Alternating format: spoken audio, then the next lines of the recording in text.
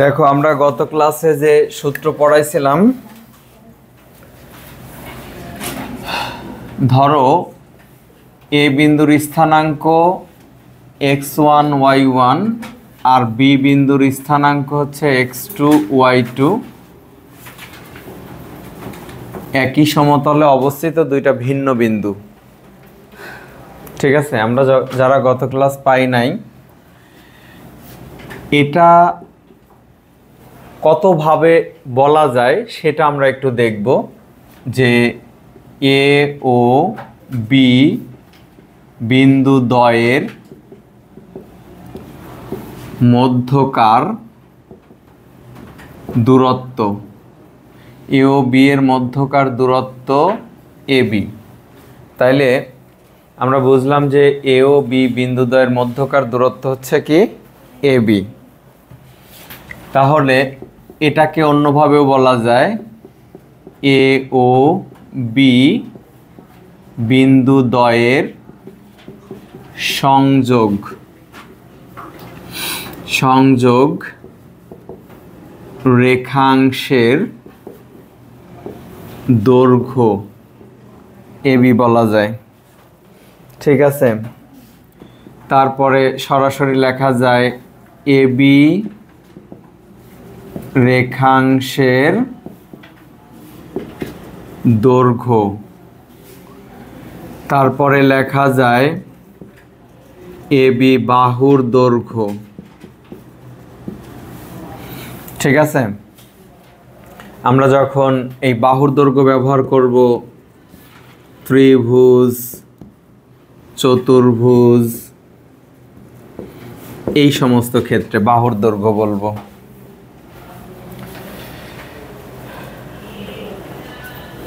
তারপরে এভাবে বলা যায় এ ও বি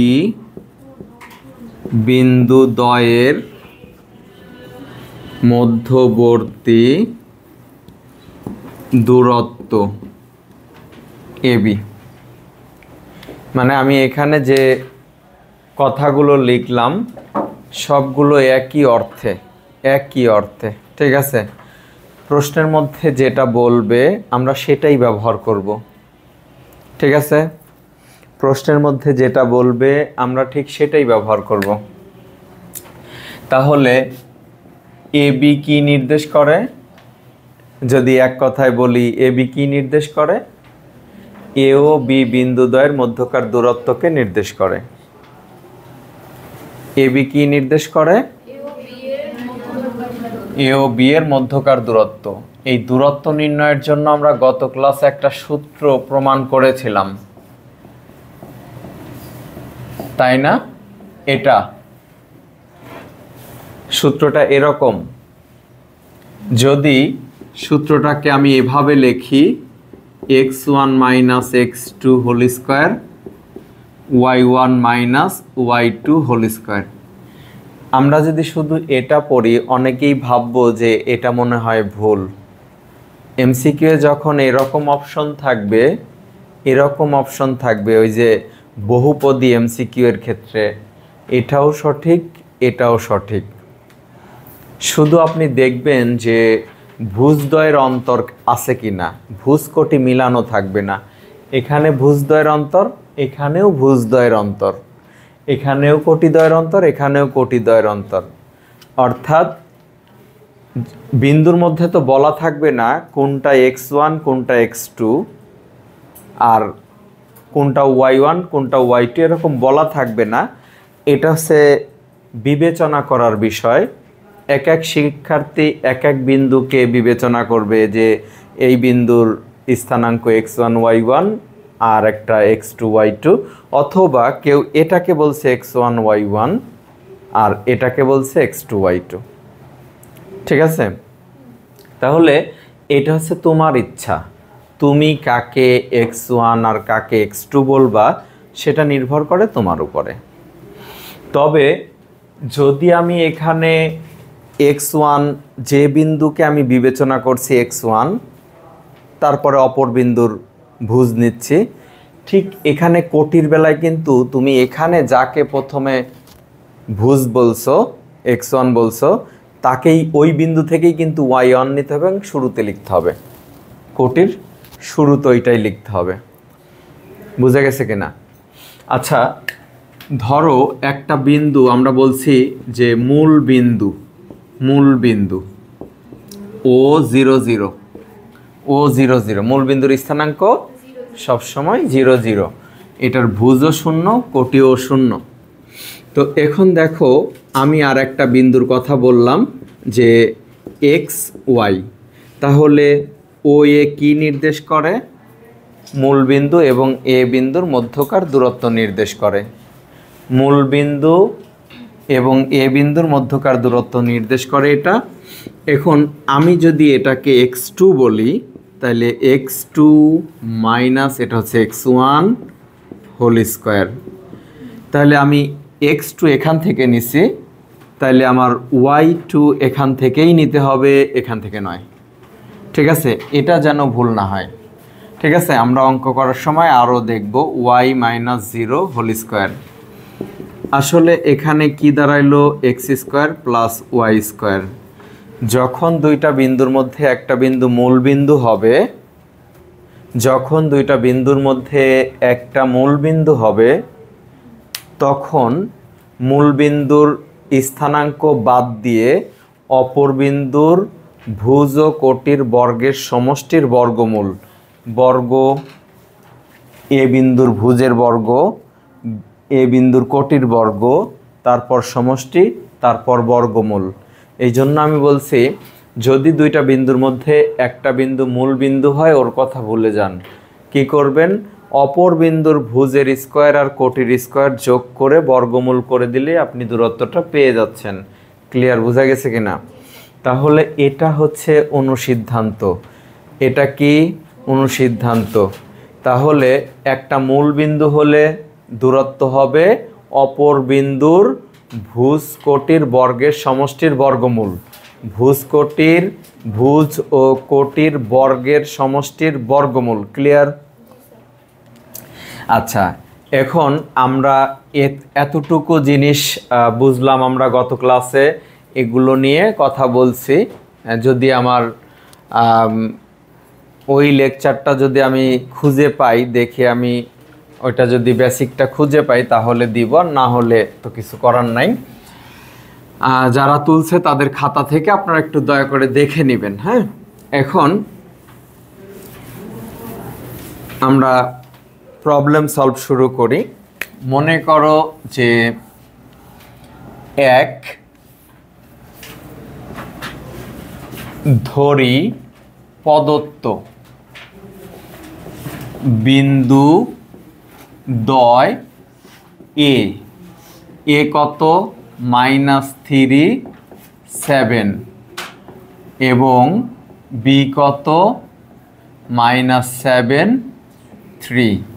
দেখেন, আমি যদি ভুল লিখি তাহলে আমাকে একটু বলবেন, আপনারা একটু বইটা দেখেন। হ্যাঁ,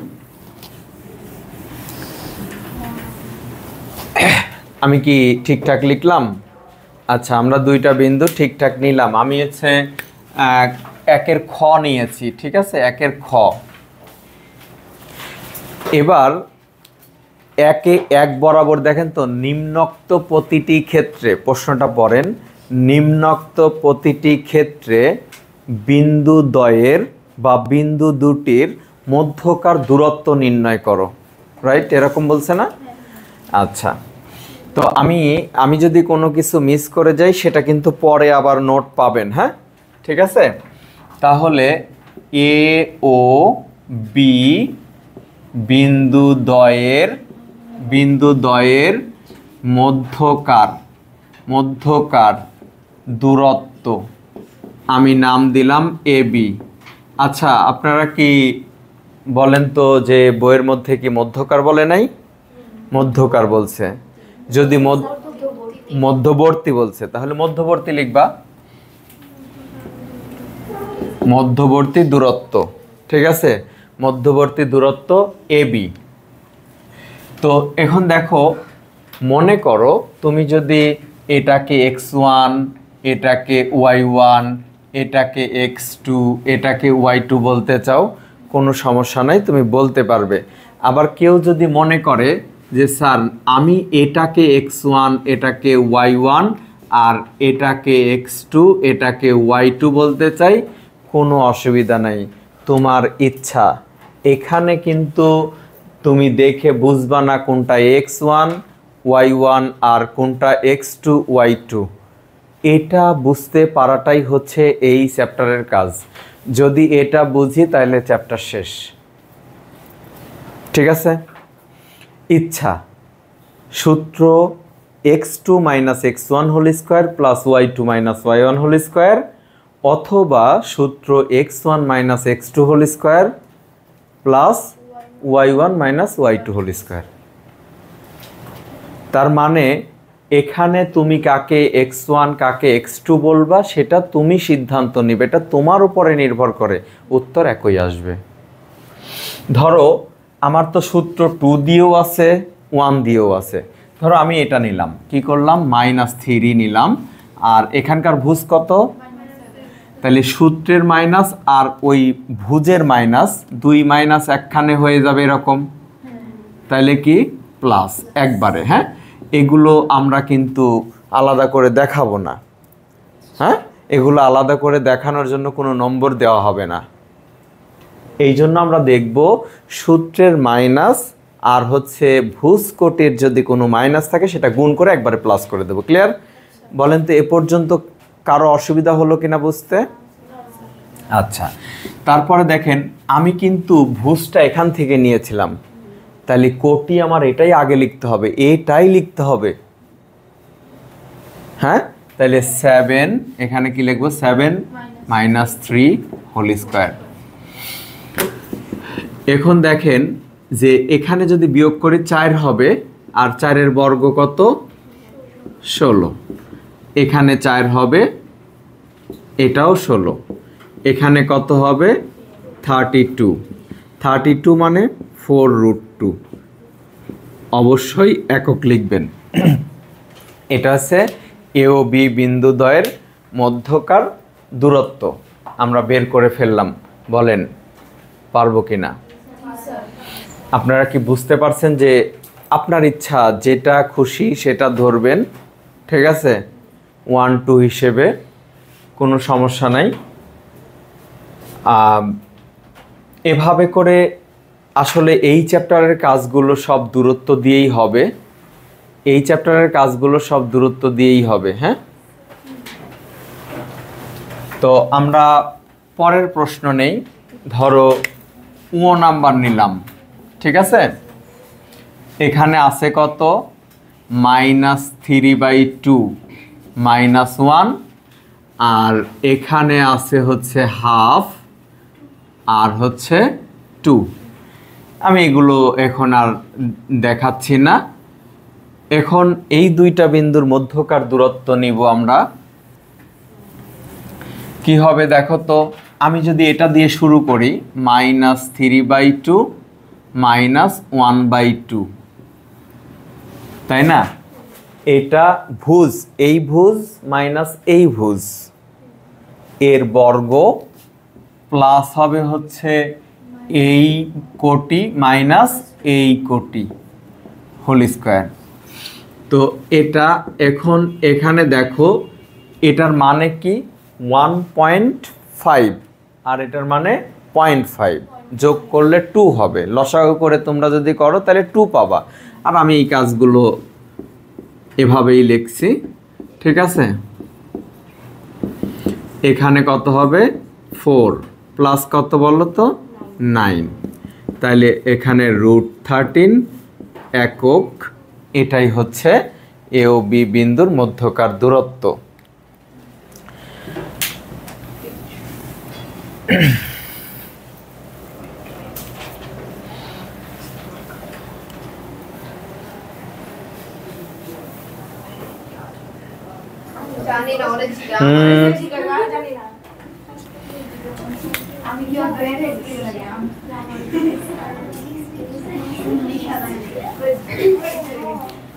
আরে দেখছেন,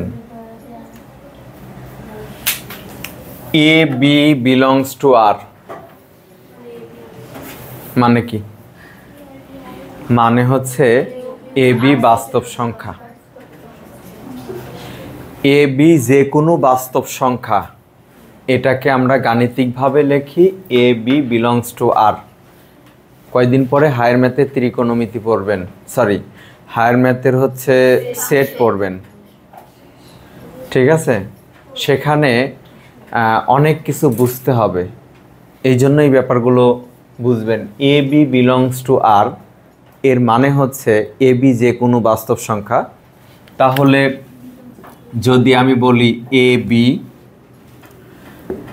তারপরে আমি যদি বলি এ বাই বি, আমি যদি বলি যে এ বি, আমি যদি বলি এরকম যে এ মাইনাস বি, এই চারটা কন্ডিশনই কিন্তু মাইনাস হওয়ার সুযোগ আছে। এ বি যদি বাস্তব সংখ্যা হয় তাহলে এই এ প্লাস বি এর যোগফল প্লাসও হইতে পারে, ভাগফল প্লাস মাইনাস দুইটাই হতে পারে। তাহলে এটার রেজাল্ট কিন্তু প্লাস বা মাইনাস দুইটাও হতে পারে, এটার রেজাল্টও তাই হতে পারে, এটার রেজাল্টও তাই হতে পারে, এটার রেজাল্টও পারে কি না? দুইটা বাস্তব সংখ্যার যোগফল প্লাস হবে না মাইনাস হবে কেউ গ্যারান্টি দিতে পারবে যে শুধু প্লাসই হবে, শুধু মাইনাসই হবে, এমনটা বলা যাবে? তাহলে দুটি বাস্তব সংখ্যার যোগফল প্লাসও হইতে পারে মাইনাসও হইতে পারে। তাহলে আমি বলি দূরত্ব, দূরত্ব যদি অনির্দিষ্ট, দূরত্ব যদি অনির্দিষ্ট সংখ্যায় বের হয়, দূরত্ব যদি অনির্দিষ্ট সংখ্যায় বের হয়, দূরত্ব যদি অনির্দিষ্ট সংখ্যায় বের হয় তাহলে পরম মান চিহ্ন ব্যবহার করতে হবে।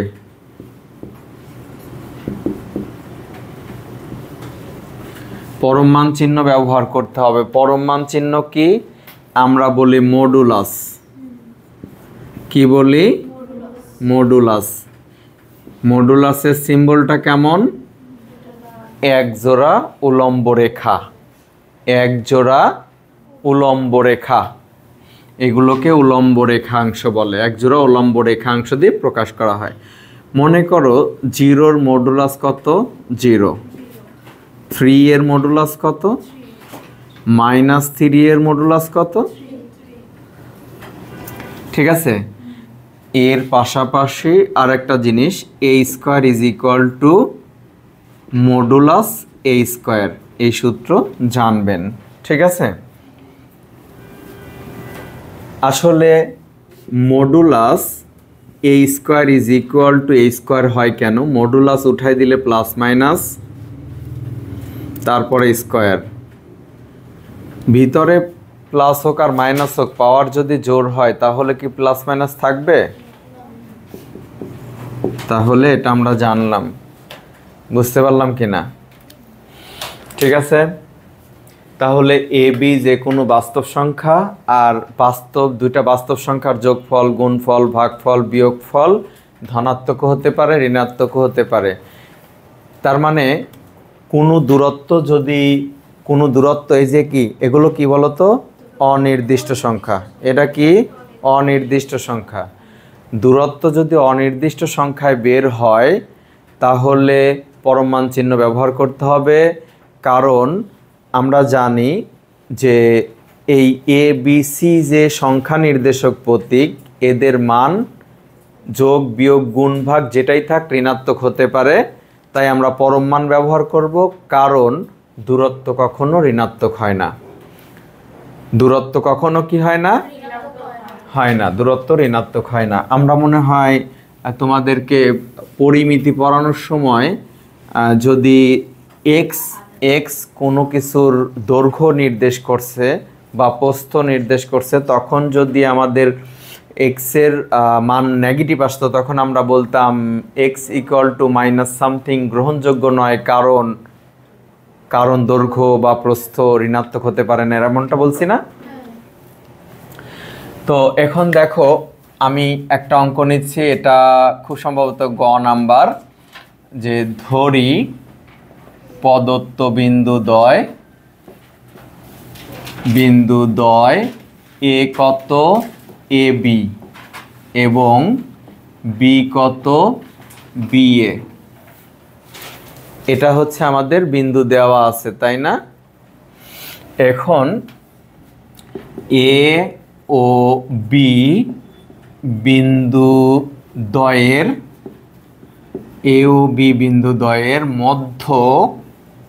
মধ্যবর্তী দূরত্ব, এ ও বি বিন্দুদ্বয়ের মধ্যবর্তী দূরত্ব A B root over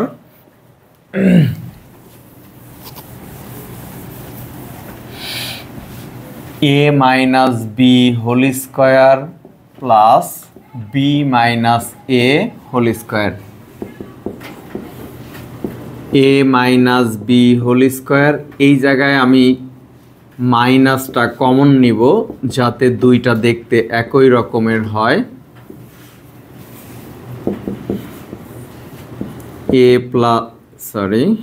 A minus B whole square plus A minus B whole square. বুঝতে পারলেন তো যে এখানে A minus B whole square কেন হলো? আমরা কমন নিলাম, এখান থেকে মাইনাস কমন নিলে, ধরেন এই স্কোয়ারটা নাই, তাহলে মাইনাস কমন নিলে এমন হবে না? আমরা সবাই জানি তো যে b minus a is equal to minus a minus b. দেখেন গুণ করলে আবার এটা পাবেন, এ মাইনাস হবে আর মাইনাস মাইনাসে বি প্লাস হয়ে যাবে, ঠিক আছে? তো এখন দেখেন তো এই জিনিসটা আর এই জিনিসটা কি সেম না? একই জিনিস না? কয়টা? তাহলে এ মাইনাস বি হোল স্কোয়ার দুইটা। এবার দেখেন এই রুট টু, এখন এ মাইনাস বি, ওই যে আমি একটু আগে বললাম না A square equal to modulus A square, বললাম যে সূত্র। এইখানে মডুলাস ব্যবহার করার কারণ হচ্ছে আমরা দূরত্ব বের করতেছি। আমরা কি করতেছি? দূরত্ব বের করতেছি। তাহলে আপনি জানেন এ মাইনাস বি এর মান, এ আর বি কি বাস্তব সংখ্যা, সেই ক্ষেত্রে এ মাইনাস বি এর মান ঋণাত্মক হতে পারে।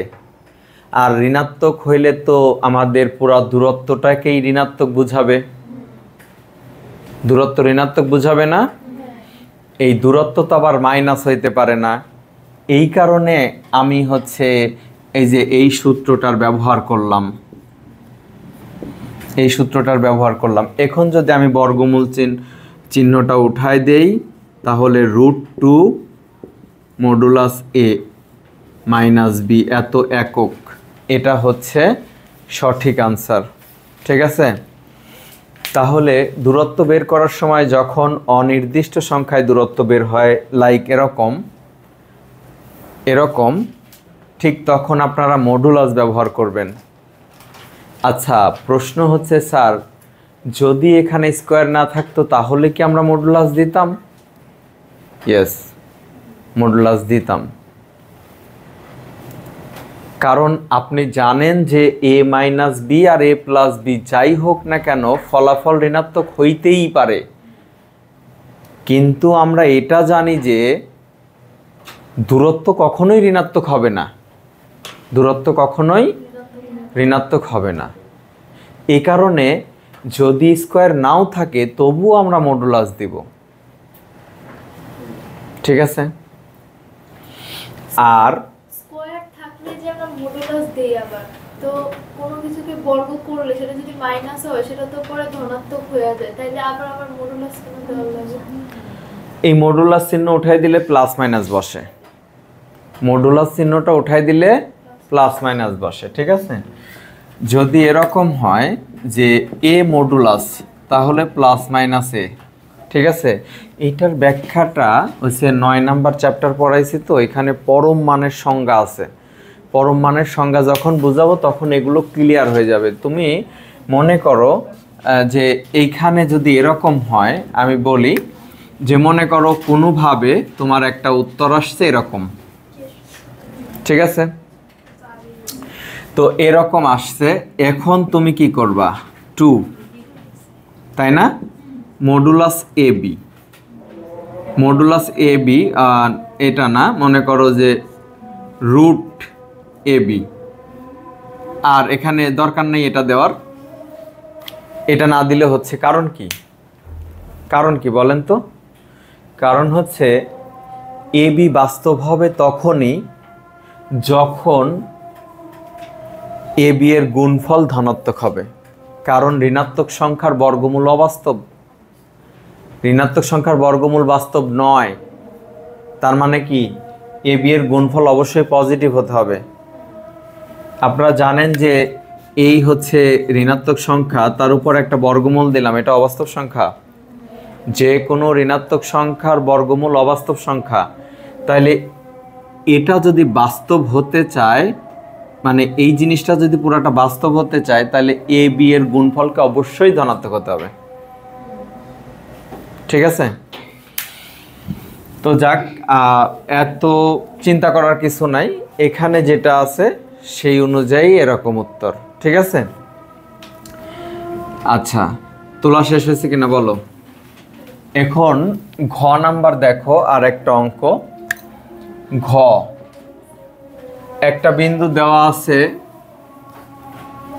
ও 0 0, আর এ হচ্ছে সাইন থিটা কস থিটা। তাহলে এদের মধ্যকার দূরত্ব বের করতে হবে। ও এবং এ বিন্দুদ্বয়ের মধ্যবর্তী দূরত্ব ও এ। আর এক্ষেত্রে যদি তুমি এরকম লেখো যে sine theta minus 0 whole square plus cos theta minus 0 whole square, তাহলে এখানে হচ্ছে sine square theta plus cos square theta √1 is equal to 1 একক। বুঝতে পারছে? এই হচ্ছে মোটামুটি মনে করো যে 1 নাম্বারের অঙ্ক। কেবল একটা করি নাই, 1-2টা হয়তো, ওটা তোমরা করে ফেলবা। এখন আমি তোমাদেরকে নিয়ে যা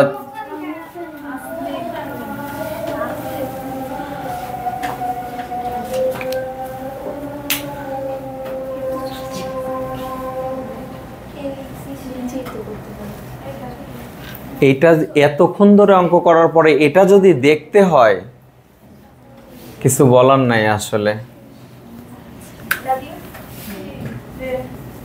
5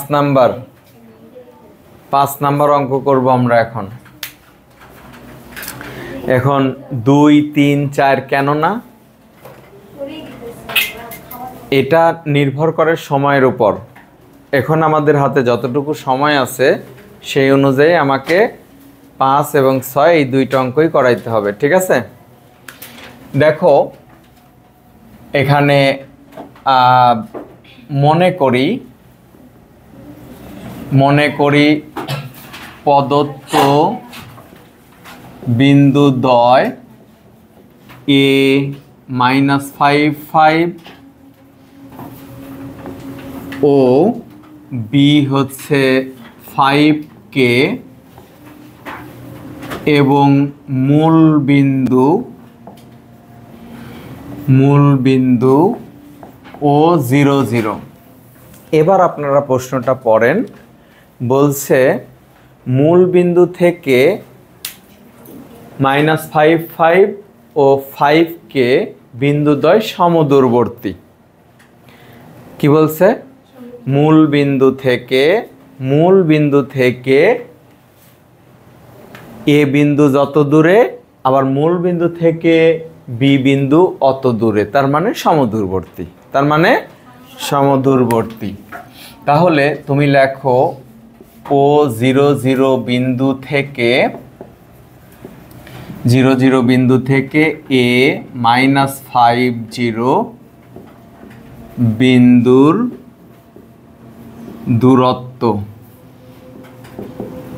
দূরত্ব তুমি চাইলে এখানে ও এ নাম দিয়ে দিতে পারো।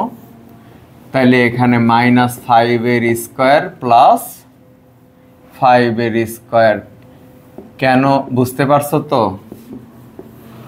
25 25 50 5√2 একক। 5√2 একক আমরা বুঝি তো 50 মানে কি 25 গুণ 2, তাহলে 25-এর বর্গমূল হচ্ছে 5 আর 2 এর বর্গমূল √2, ঠিক আছে? এখন দেখো আবার ও 0 0 বিন্দু থেকে B5K বিন্দুর দূরত্ব OB is equal to √5 square K square. 25 K square এত একক। প্রশ্ন মতে সমদূরবর্তী না, তাহলে √25 plus K square is equal two 5√2। বর্গমূল চিহ্নটা ওঠানোর জন্য উভয় পক্ষকে বর্গ করে দিব।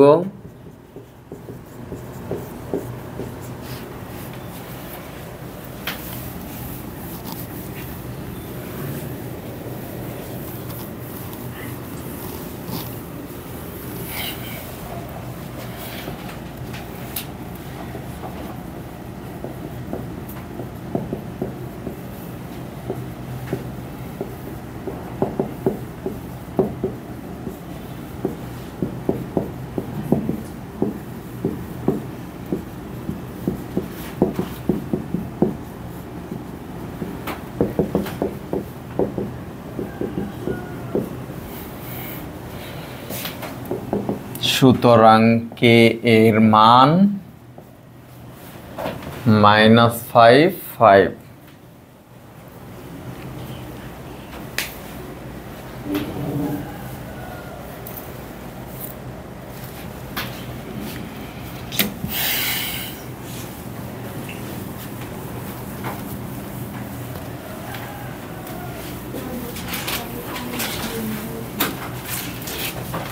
শেষ।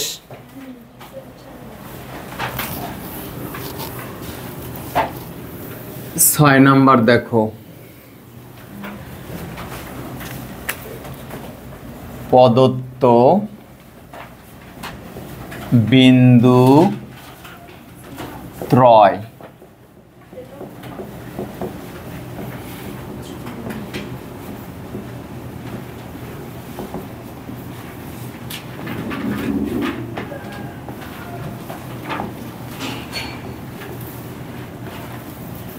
দেখো তো আমি বিন্দুগুলো ঠিক লিখছি কিনা। সি বিন্দু ঠিক আছে কিনা? প্রশ্নটা আমরা সবাই দেখি। বলছে দেখাও যে এ এত বি এত সি এত বিন্দু তিনটি একটি সমবাহু ত্রিভুজের শীর্ষবিন্দু। আমরা জানি তো শীর্ষবিন্দু কি? শীর্ষবিন্দু কি আমরা জানি? কৌণিক বিন্দুগুলোকে শীর্ষবিন্দু বলে। কৌণিক বিন্দু, এই যে দেখেন, এটা যদি ত্রিভুজ হয়, এইটা এইটা এইটা, এগুলো হচ্ছে শীর্ষবিন্দু বলে, এদেরকে শীর্ষবিন্দু বলে, ঠিক আছে? এবার আমরা যদি সমবাহু প্রমাণ করতে চাই, একটু বোঝার চেষ্টা করেন। ধরেন এটা আমরা সমবাহু প্রমাণ করতে চাই, তাহলে আমাদের দুইটা কাজ করতে হবে। এক, ত্রিভুজের দুইটা বাহুর যোগফল তৃতীয় বাহু অপেক্ষায় বৃহত্তর কিনা এটা যাচাই করতে হবে। 2 নাম্বার, সমবাহু করার জন্য এই কন্ডিশন লাগবে। তার মানে কি, আমাদের এখন বাহুর দৈর্ঘ্য বের করতে হবে। কি করতে হবে? বাহুর দৈর্ঘ্য বের করতে হবে। তাহলে লেখো এ বি বাহুর দৈর্ঘ্য।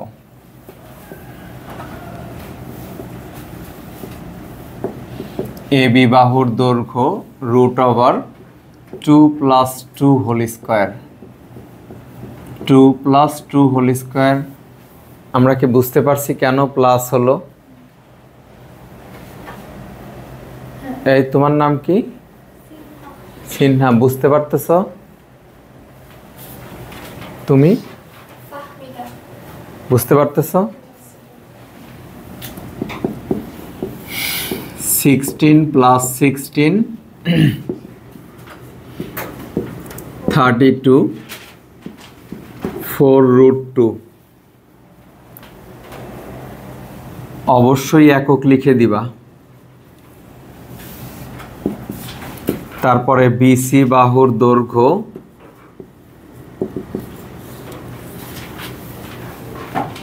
-2 + 2√3 whole square plus -2 - 2√3 whole square.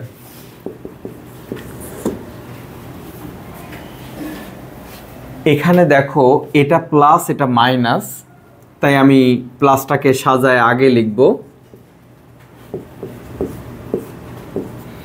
আর এখানে দুইটাই মাইনাস, কিন্তু আবার উপরে স্কয়ারও আছে, তাই আমি মাইনাসটা কমন নিব। ঠিক আছে, মাইনাসটা কমন নিব। 2 প্লাস, আচ্ছা আমরা যদি কমন নিই তো দুইটাই যখন প্লাস হবে আমি এটা আগে লিখি। ঠিক আছে, এখন দেখো এটা কিন্তু 2√3 + 2, এটা একটা সংখ্যা এবং তার সামনে মাইনাস আছে। দেখো তোমরা কিন্তু এটা সমান সমান কি হয় সেটা জানো, 4, আর 4 মানে 2 স্কয়ার। এখানে যদি আমি বলি 2 টু দি পাওয়ার -2 তাহলে 16 লেখো, আর 16 মানে কি 2 টু দি পাওয়ার 4। অর্থাৎ পাওয়ার যদি জোড় সংখ্যা হয় আর তার ভিত্তি, এটা কি ভিত্তি, কিছুদিন আগে আমরা সূচক লক করলাম, এটা হচ্ছে ভিত্তি যদি নেগেটিভ হয় আর সেক্ষেত্রে পাওয়ার যদি জোড় হয় তাহলে রেজাল্ট যেটা, আউটপুট যেটা, সেটা পজিটিভ হবে। আউটপুটটা কি হবে? পজিটিভ হবে। ঠিক আছে, এই কারণেই দেখো এটা নিছি আউটপুট পজিটিভ, এটা নিছি আউটপুট পজিটিভ, আর এটা মিনস এটা মানে এটা। ঠিক আছে, তো এখন আমরা এখানে যে কাজটা করতে পারি,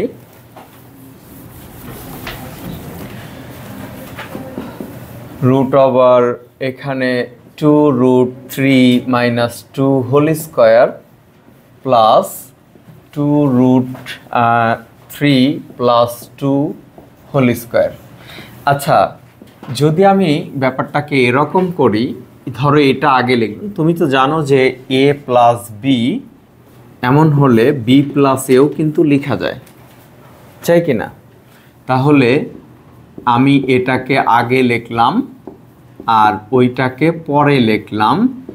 এখন দেখো তো আমরা এখানে একটা সূত্র পাই কিনা, a + b whole square plus a - b whole square. কার সূত্র এটা?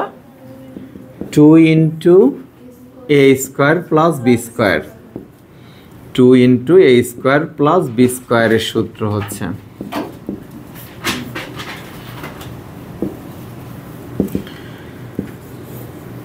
2, এখানে হচ্ছে কত, এখানে 12 আর এখানে 4, 2 × 16 4√2 একক। আমরা বিসি বাহুর দৈর্ঘ্য বের করলাম, এখন আমরা এবি বাহু বের করছি। কি বের করব এখন বলো? এসি বের করব, এসি বাহুর দৈর্ঘ্য, এসি বাহুর দৈর্ঘ্য। দেখো এই সূত্রটাই কিন্তু বারবার প্রয়োগ করে এই চ্যাপ্টারের সমাধান করতে হবে। তোমরা যদি এই সূত্রই না বুঝো, মানে বসানোটা, তাহলে কিন্তু কোনো লাভ হবে না। ঠিক আছে, কোনো লাভ হবে না। 2 + 2√3 হোল স্কোয়ার মানে এ আর সি, তাহলে ভুজ, তারপরে মাইনাস এই ভুজ, তাহলে সূত্রের মাইনাস আর ভুজের মাইনাস প্লাস হয়ে গেল। ঠিক আছে, তারপরে এখানে 2 - 2√3 হোল স্কোয়ার। এখন দেখো তো এখানে একটা সূত্র হয়েছে কিনা, a + b whole square plus a - b whole square. তাহলে এখানে আমরা কি লিখব? 2 × 2 স্কোয়ার প্লাস 2√3 এর স্কোয়ার। এখন 2 × 4 + 12, এখানে 2 × 16 4√2 একক, 4√2 একক। দেখো তো আমরা যে তিনটা দূরত্ব বের করলাম, মানে তিনটা বাহুর দৈর্ঘ্য বের করলাম, সবগুলো সমান কিনা? সবগুলো সমান। তো আমি বলেছি যে আমরা যদি ত্রিভুজ প্রমাণ করতে চাই সমবাহু, সর্বপ্রথম যে কাজটি করতে হয় এটা নিশ্চিত করতে হবে যে ত্রিভুজের দুই বাহুর যোগফল তৃতীয় বাহু অপেক্ষায় বৃহত্তর। এটা নিশ্চিত করার পরে তুমি অন্য কিছু বলবা। ঠিক আছে, ত্রিভুজের দুই বাহুর যোগফল তৃতীয় বাহু অপেক্ষায় বৃহত্তর না হলে সেটা ত্রিভুজ নয়। ঠিক আছে, এই জন্য আমরা এটাকে দেখানোর চেষ্টা করব যে এখন কি AB + BC = 4√2 + 4√2 = 8√2। 8√2 4√2 এর চেয়ে কি বড় না? 8√2 4√2 এর চাইতে বড় কি না? তাহলে তুমি এখানে লিখবা AB + BC > AC। এবং এর সাথে লেখো AB = BC = AC। এই শর্তও স্যাটিসফাইড, আবার এটাও হচ্ছে। তাহলে ABC কেমন ত্রিভুজ? ABC একটি সমবাহু ত্রিভুজ। এই কথাটা এখন লিখব যে ABC একটি সমবাহু ত্রিভুজ। ABC একটি সমবাহু ত্রিভুজ। এটা লেখার পরে আমাদের কি এটা উত্তর চাইছে? না, চাইছে যে ABC বিন্দু তিনটি সমবাহু ত্রিভুজের শীর্ষবিন্দু। তাহলে তুমি লিখবা সুতরাং A, B এবং C বিন্দু তিনটি সমবাহু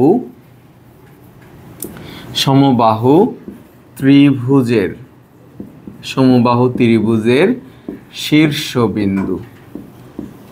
ঠিক আছে, তারপরে হচ্ছে তুমি এই যে আমাদের এটাকে বলছে দেখানো হলো। ঠিক আছে, দেখানো হলো।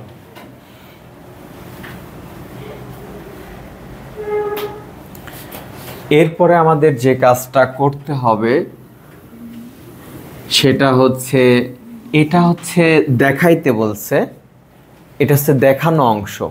এরপরে বলছে ত্রিভুজের পরিসীমা। কি বলছে? ত্রিভুজের পরিসীমা 3 দশমিক স্থান পর্যন্ত নির্ণয় করো। তাহলে তুমি লিখবা যে ত্রিভুজ ABC এর পরিসীমা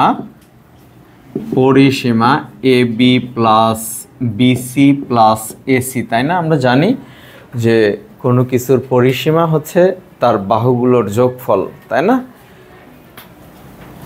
এখানে 4√2 প্লাস 4√2 প্লাস 4√2, তার মানে কি 12√2।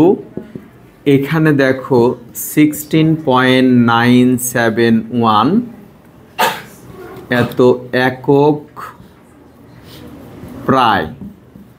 আমি বলি এখানে 16.9705 ছিল, 9705 ছিল। ওই 5 হলে তার 3 দশমিক স্থান পর্যন্ত রাখতে হলে চতুর্থ নাম্বার অঙ্ক 5 বা তার বেশি হলে আগের অঙ্কে 1 যোগ হবে। এটাকে বলে আসন্ন মান। এটাকে কি বলে? আমি কি বুঝাইতে পারছি? আমি আবারও বলছি 16.9705 আরও কিছু ছিল, কিন্তু আমি বলছি আমি রাখতে চাই এই পর্যন্ত, 3 নাম্বার অঙ্ক পর্যন্ত, 1 2 3 দশমিকের পরে 3 নাম্বার অঙ্ক পর্যন্ত রাখতে চাই। তাহলে আমাকে অবশ্যই চতুর্থ নাম্বার অঙ্ক দেখতে হবে।